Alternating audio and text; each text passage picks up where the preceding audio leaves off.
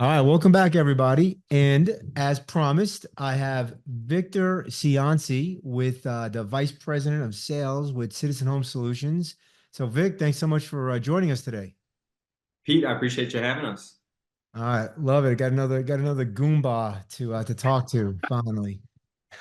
Actually, most people don't know this, but because my last name's German, but I'm really more Italian than I am German. So I'm a as I say, I'm a guinea from the Bronx is exactly what I am. So it's Funny, good to well, have good to have my little Goomba.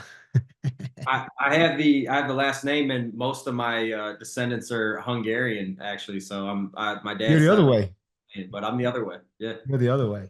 All Uh, right, so let's talk Citizen Home Solutions. Most people that are listening to this have probably heard about CHS or Citizen Home Solutions, but there are a bunch that haven't, right? We're getting new people at NARPM and new people that download this almost monthly or every other week.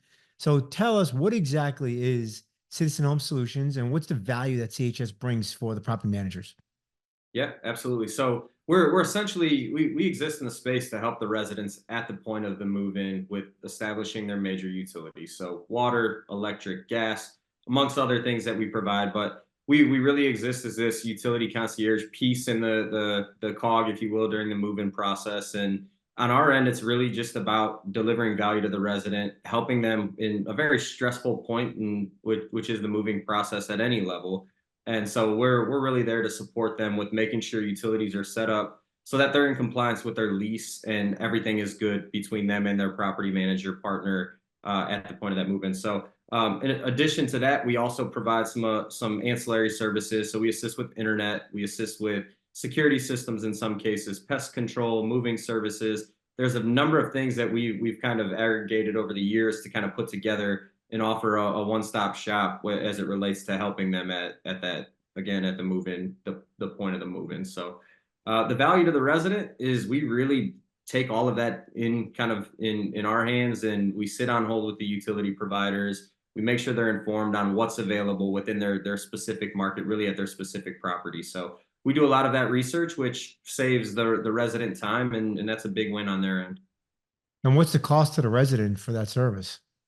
Completely free. So our service is free to the resident. It's free to the property manager partner as well. And we have some programs that exist where we're actually able to share portions of the revenue generated from those ancillary services that I mentioned back to our partners. So back to the property manager, essentially for bringing that resident referral to us. And that's really how we monetize our business. So basically, you offer a free service. PM company can make money on this free service through this commission split, this revenue share, and the resident calls one person, CHS, or they get recalled from CHS, and they can literally handle everything that they need to handle for their move-in, as far as like electric, gas, water, internet, security, all of that stuff. All that stuff's handled on our end. We work with the property manager. We're our business is B2B2C in the sense that we're looking to bring on new property management partners who then in turn bring the resident referrals to our world. The residents at the end of the day are those the company that is or the party that's benefiting from our company's services. So that's why I say we're B2B2C in nature, but on our end, that's what we do. We're going and looking for property management partners so that we can assist their residents, really take one piece off of their plate through this process, right? Property managers often wear a number of hats. You know this firsthand, and so in doing that, we're able to kind of assist on that front and take one thing off of their plate while servicing the end user, which is the resident. Yeah, so this offers a great value to the property management firm.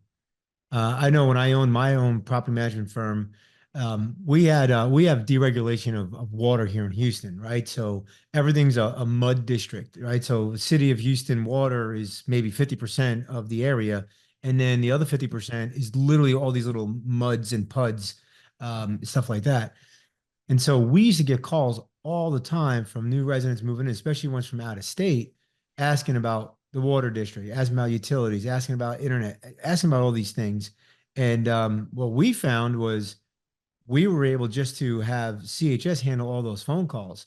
So Mhm. for us, we reduced a lot of calls and CHS had all the answers. So when they called that one company, CHS, they got a much better experience than when they called us and asking us about the water district.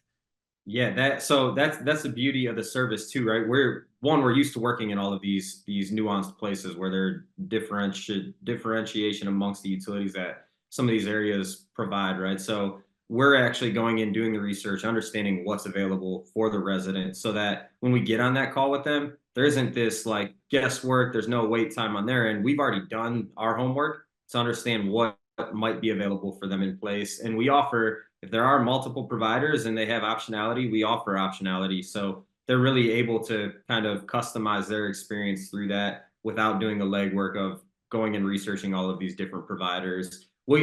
On average, we are probably on the phone with them for 20 to 30 minutes going through this whole process. It's realistically 3 to 4 hours worth of legwork if you factor in looking up some of the utilities, then sitting on wait. We're sitting on wait, right? The residents not having to be the 87th caller with the electric company as they kind of try to navigate all of that. So that is definitely their time, and then understanding what's available. We're kind of taking on that burden, and it's a huge value add to them. Yeah, it's something that you could actually market to potential residents and maybe get the house leased a little bit quicker because you offer this free service. And of course, lots of less calls. And now your team in the property management company are not on hold either. Mm-hmm. Talking about, actually reaching out or having to do searches on the internet to find out which water company is supporting that address. So how do we implement this? Is this a hard lift? I mean, because most PM firms are busy, especially now we're recording this in July and it's the summertime, so everybody's super busy. What how what's the best way to implement, CHS? Yeah, so it really is a light lift. We try to make, I guess, start to finish the utility process really hands off for the property manager first and foremost. So we're trying to take on all of those things that I described a second ago and make it so that it's out of sight, out of mind, and they're confident that utilities are being set up within compliance of the lease and the residents are happy. So on that end, there it seems like there's a lot of moving parts. It really is simple to get set up. We're working with the property manager. We're used to kind of navigating all of these different PMS platforms, property management softwares that exist out there. We have direct integrations with a number of them, but it's as simple as getting on the call, assuming the property manager is ready to move forward with the program. We're on a 20 to 30-minute implementation call, onboarding call, where we're walking through, making sure we're getting their automated reports set up in a manner that we can receive it and assist their residents. And I'll touch on that briefly, which that report really consists of a few key elements. It's the resident's contact information, it's the property address, city, state, zip, obviously, so we understand where we're setting up utilities, and that's really it. We're getting that list on in some cases with the automation instantaneous when that status changes to move in within the PMS platform. We're receiving that information. We do have some other systems that are lagged a little bit. We'll get that the next morning, but essentially, we're taking that list and we're contacting the residents ahead of those move-in dates to make sure we get them assisted, set up, and when the keys are turned over, the utilities are also in the resident's name. So So once that's I put the move-in date in my PM software, typically that means that they went from pending to approved. And yeah, once they're approved, then you guys get basically a report sent out or an email or some kind of notification sent out. So as the PM software, as the PM, I don't have to do anything. I don't even have to make sure that I have like a manual task that I do because based on my software, it's going to happen automatically once we set it up one time. exactly, and that is really that out of sight, out of mind piece, right? You're just as the PM, you're adjusting that status because that's what you would do in your system anyway. Just so happens that triggers the notification to us to assist and step in. So it really is. It's a simple process to set up in just about every PMS platform that we've worked within. That's nice, Scott, because I was an early adopter on CHS, and we actually had to log into the CHS site and enter in the Hmm. name and all that good stuff, which we were very process driven back then, so it wasn't that difficult. It wasn't that much of a heavy lift for us. But this is much nicer because I'm just working within the confines of my process inside my software, and now CHS gets that notification, and then do you contact the resident then? Is that how you guys do it? You reach out to them directly? It is. So we typically have a cadence where we'll reach out to the resident 3 different times over a 5-day period.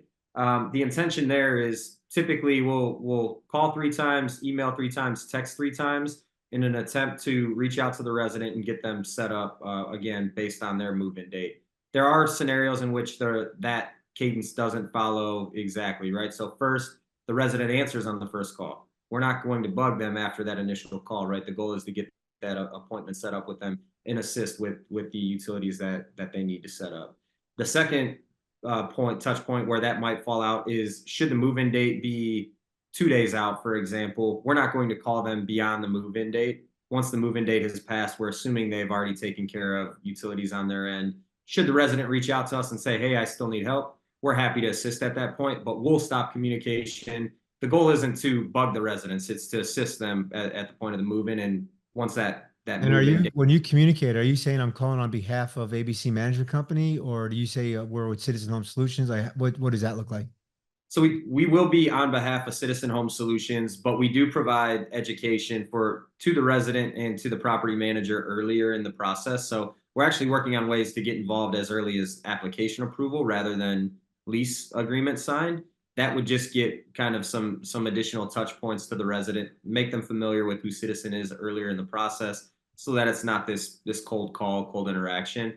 But we do provide language, so we'll provide lease language, welcome email language, things that can be put in the application and MLS listing. We provide all of that language to the PM so that they can start to familiarize the resident. What we found on that front is the earlier the resident's educated, the more likely we are for a successful appointment. Getting in touch with them, whether it is through the call to set up utilities in general, or whether it's them reaching back out to us, we're familiar now in their eyes, and that definitely helps with kind of converting overall. Do you know what that rate is? That conversion Yes. rate? So right now, across the board, this includes all states, all residents, all PM firms, all different processes. We're at about 70%. So 7 out of Oh, every 10 residents that come our way, we're able to assist with utility setup. that's great. That's higher than I thought. Mm-hmm. And Are we're there working any on bringing oh, that up. are there any states that you guys that you guys don't support? No, so we're not active in Hawaii or Alaska right now.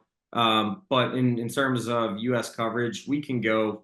We really could assist in those markets. We just don't have a ton of property management partners that are out there. But yeah, we're in terms of our outreach, because we're able to kind of use our team's internal resources to get set up with different municipalities, different regions, different markets.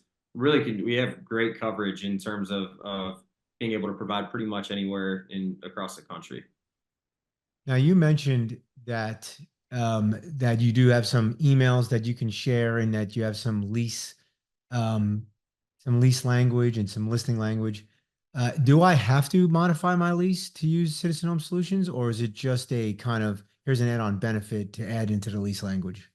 You definitely don't have to, and we make it so that that language is one, it's friendly in general in nature, so that it is easy to plug in different parts of the business. But we tell our property manager partners all the time that you're welcome to adjust the language, change the language, don't use the language at all. We do encourage it. It is part of best practices. When I speak to that conversion rate, we have companies performing much higher than 70%, and it all just comes down to early adoption on the residents end and making sure they're informed of the overall process. So best practices say to include the language in a couple of different places, really within the lease, and then within that welcome email are we found the most success there, but it's not required by any stretch. Yeah. And obviously we want as the property management company, we want to have a high adoption rate because again, less phone calls come into us, um, and then less that we have to do because Citizen is taking that heavy lift. So let's talk about the commission split. Since if I get a high conversion rate, how does that commission split work? And give me like an average. If I have 300 properties and I'm doing, I don't know, 20 leases a month, what does that commission split look Yeah. like? Something like that. Yeah. Yep. So there are a few different things that may determine the exact split, but a good rule of thumb is 20% of the revenue that is generated from paid services. Those paid services, again, being internet, security, those are the real two real drivers, cable, satellite, things like that. A good rule of thumb is 20% of the revenue generated from those services are being paid back to the property manager in the form of a revenue share. We do that two different ways. We can do it monthly, we can do it quarterly. Most of our partners prefer the quarterly route. It's just clean. Some depending on size of the customer could vary as well, but a good rule of thumb is about $50 per resident assisted is what's coming back to the property manager. So that if you're maybe helps with your 300 door scenario, you can look at it. Every lease that every resident that we assist with is $50 back to you. If you're a 10 unit property manager or a 10,000 unit property manager, you can kind of do the math that way, that when we assist a resident, it's about $50 coming back. Take into account there are some things that vary state to state just with the programs that exist. So internet providers may offer different promotions in different states. I use internet frequently in these examples because that is kind of the number one driver. Pretty much everyone moving into a property is getting internet, whether it's with us or whether it's out on their own. So we do see the kind of the most revenue generated for us and for our property manager partners through those internet programs. So I know like AI is pretty big right now. A lot of having API connections to property management softwares is kind of big. What is on the roadmap for CHS? To Is there anything on the roadmap that makes things even easier than it already is?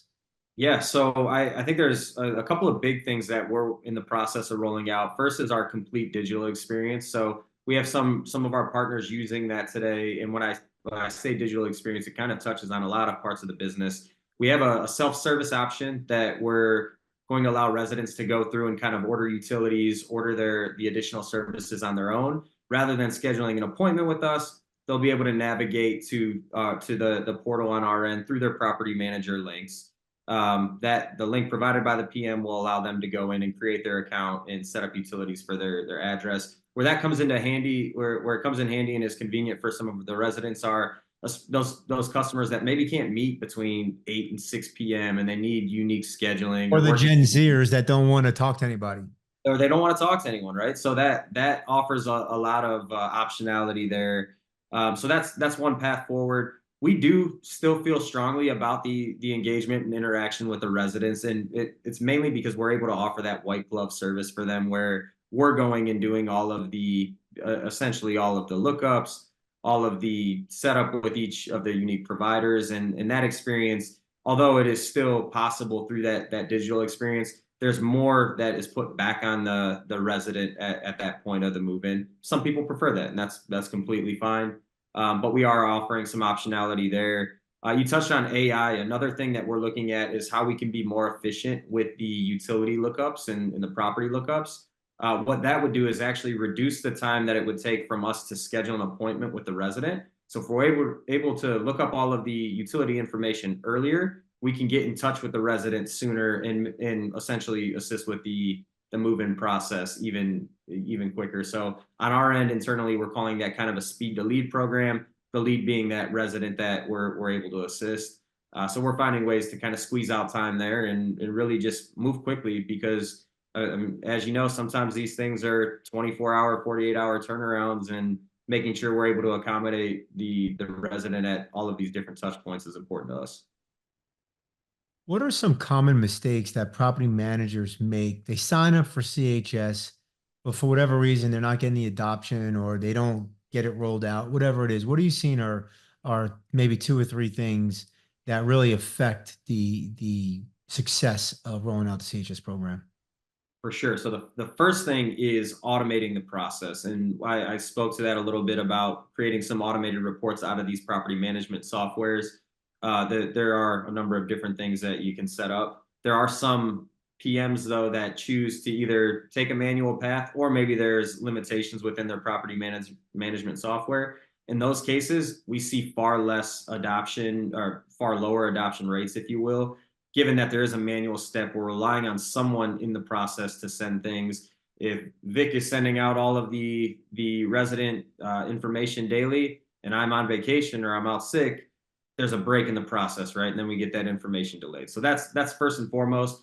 Automating the process up front is the greatest way to increase adoption for both ourselves, the PM, and then the residents in general. The second biggest thing as it relates to kind of conversion through the program is just resident education early and often. So we see a lot of property managers who they want to generate the revenue or they want to assist the resident at the point of the move in to make sure that they're in compliance with the lease, but maybe they're not putting the language into their lease agreement. Maybe they're not putting it into the welcome email, or if they are, maybe it's buried in there's just a number of things that are being missed. The other thing is just direct communication to the resident saying, hey, congratulations on the move in. Here's what's kind of next, right? So when we see strong communication early on with the resident between the property manager and the resident, we're seeing greater adoption rates. So failure to launch typically is a result of either a lack of automation or minimal automation through the process and a lack of education to the resident early on. Other than that, we're able to really assist. We feel like once we have the opportunity, and that opportunity being the resident's information, we can make a strong enough impression to convert at, again, that 70% or higher rate in many cases. We're starting to see a couple of competitors come into the NARPM market. There's been competitors for CHS since its inception that I know of, mainly in real estate and multifamily. But we're starting to see more competitors, really attack or reach out to the property managers. What is the main differentiator between CHS and these new competitors that are popping up? Yeah, I think first and foremost are our people and the relationships that we've built over the years. So you've been with us since the beginning, and we've been here for 8+ years in this space. By the way, Vic, I don't know you know this. I still get checks from CHS. I don't even own a PM firm, but because I introduced you to other PM firms, I'm still getting checks from CHS. So Yeah, that's fun. yeah, it's great. I love it. That's fun. So that's a great point. We're loyal to our customer base in the sense that we do want to reward them for the business that they bring to us. And when I say our people, that's our people that are involved in the property management industry. We have a lot through our leadership team. We have a lot of experience, a lot of friends in the industry at this point in terms of who we've kind of been able to build these relationships with over the years. So that's definitely a strength of ours. We have staying power in this space. We'll be here for a long time. On the other end of it, when I mention our people, it's our ability to relate to the resident, offer this kind of white glove experience. I know there's a number of different platforms out there, and when I spoke to that self-service option, we're seeing more and more of that again for convenience reasons, whatever the reason might be. I'm not sure that those methods are going to be as rewarding to the property manager partners, even if there is a revenue share, given that there isn't the ability to guide the resident through all of the options that might exist in their world, in their ecosystem. So that's definitely a strength of ours, is being able to work with the resident and kind of guide them to what makes the most sense based on how they consume products, based on how they're going to live in the home, live in the space. So those are our, when I say differentiator being our people, it's our people at all levels of the organization. All right, I'm going to put you on the spot. We hadn't talked about this in the green room. Mm-hmm. You are the vice president of sales for a multi-million dollar company. If I'm a property manager listening to this, what is one or two tidbits of information that you can give somebody who, in sales, who's looking to grow their business? Mm-hmm.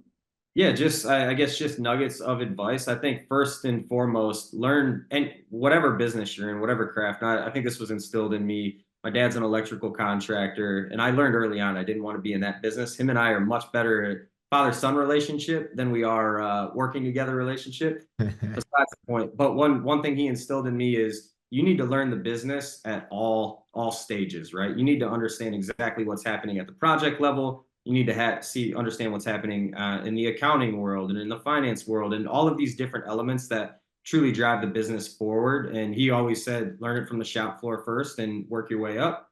And I think you can apply that to pretty much any business that's out there, right? So when you look at when you look at Citizen Home Solutions in general, our business, understanding what's happening with our resident success team and what's happening with our client success team and all of these different pieces that make the machine kind of drive forward. I think first and foremost, learning all parts of the business is going to help you understand how you can sell your services, whatever that service is. So that's the first piece. And then I think the biggest thing that I've learned in a sales seat, because you're going to handle a lot of rejection, but there's power in any of that messaging that's coming back for better or worse. Whether you won the deal or lost the deal, you need to listen at all stages. And I've now at this stage of my career, I've been in this property management and SFR space for 12 plus years at this point. So I have seen a lot of growth, a lot of change within the industry. And for me, it's just been being able to listen to all of these different parties, because when you're listening and absorbing,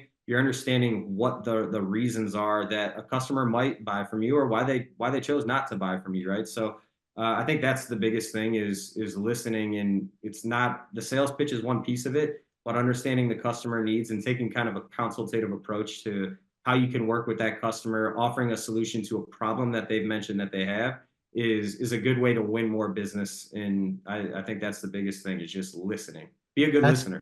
I think that's powerful. Understanding why they didn't buy might be more important than why they bought. Mm-hmm. Absolutely. Yep. You're absolutely right. Yep.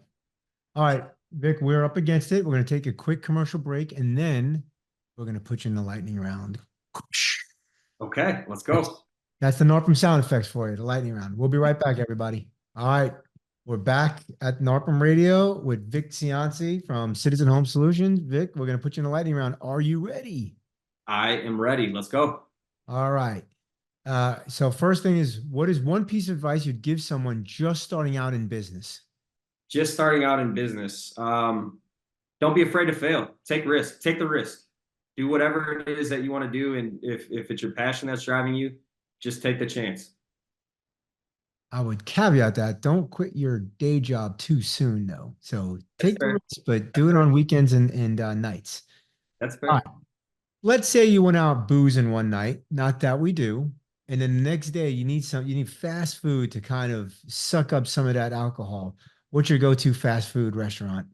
Double quarter pounder with cheese, medium Coke, probably Coke Zero at this stage, and a large fry. From McDonald's. McDonald's. Man, it's my own heart. All right. What was your first job? I was a dishwasher at the Brown Derby Roadhouse in Streetsboro, Ohio, where I grew up. So that was when I learned to get out of the restaurant business. It wasn't for me. What is your ideal vacation? Beach. I'm a big beach fan, so I'm going to the quiet beach, secluded area if possible. With just I have two kids. I have two young girls and my wife, and that's ideal vacation for me. Nice. What is something that most people don't know about you?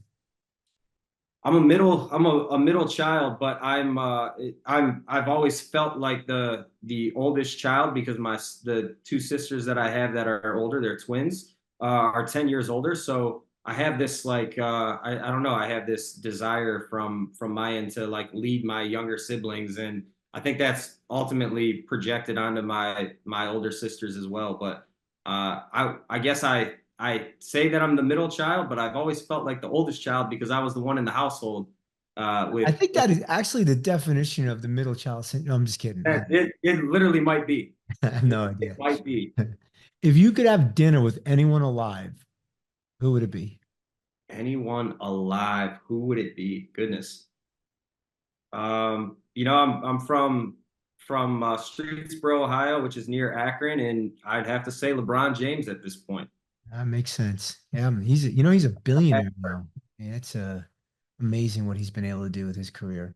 And I think I really respect the I guess the lack of negative things that surround him outside of the sports world, obviously, but there hasn't been a lot of negative publicity. He's brought his family and friends along the way. His obviously just his son was just drafted, so he's doing a lot of right things, and I think there's probably a lot that you can learn from someone like that. Yeah, yeah. Does pineapple belong on pizza? Of No, course not. no, no, You're an Italian. If you would have said yes, I would have flew out to Ohio and kicked you in the shin right not, then and there. definitely not. What is one book you're currently reading or one that you've read that's impacted your business or life? Shoe Dog. I think it is Phil Knight, founder of Nike, and how Nike kind of got their start. There's a lot of business elements in there, but there's also inspirational things, kind of just speaking in general about how someone had a passion, an idea, they followed it, and I mean, we all know the story of Nike at this point, but it's an amazing story if you haven't read it. All right, thank you for that. What do you prefer, dogs or cats? Dogs. We're a Dogs. no pet household right now, though. I have two young kids under 3 at this point, so no pets. No pets, but dog over cat. Dog over cat. All right. All right, Vic, you are out of the lightning round. If someone is interested in CHS, they want to learn more about CHS or they want to sign up, how do they contact you, or how do they get linked in with CHS? Yes, so there's ways right through our website is one method. You can also contact sales at citizenhomesolutions.com. That's how you can reach me and my team here, and we're happy to assist, have conversations, run demos. Depending on the nature of what you're looking for, we're happy to help. And the website is still citizenhomesolutions.com. Correct. Didn't you guys just rebrand recently? We did. So we were, I guess we're still in the process of going through. The logo's been updated. There's some changes there. The full rebrand is happening as part of the launch that we spoke about with the digital experience. So more to come on that front, but you will notice some changes here certainly pretty soon. But that website will still work. Website still works. Got it. All right. And so thanks, Vic. And if you want to join NARPM, please go to NARPM, narpm.org, and you could sign up there, or you can give the good folks over there in Norfolk a call, 800-782-3452.